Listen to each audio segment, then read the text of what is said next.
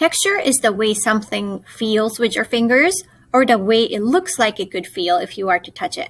And it is one of the elements of art, which is the building blocks of art. So again, texture is the way something feels, or the way it looks like it could feel. If you touch the tree, it would feel rough and bumpy. That is a texture. If you're making something like a sculpture, then it's easy to add texture. You can just add some spikes or bumps, and if you actually touched your clay or sculpture project, it would feel like that texture. But also, you can draw or paint texture. This monster right here, he kind of looks fluffy and furry. In order to do that, the artist used some curvy zigzag lines to show the fur texture of this monster. These two types of textures each have a name. The kind where you can actually touch and feel the texture is called real texture. The kind of texture that looks like it might feel like hair or slime, but it's actually flat, it's just a drawing, is called visual texture because you just look at it with your eyes.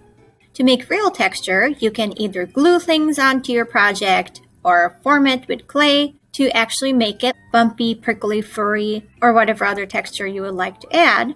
Or you could even layer some paint like Vincent van Gogh did in A Starry Night. He used a lot of paint, so if you were to touch his paintings, it would actually be bumpy. You can also use collage to make real texture.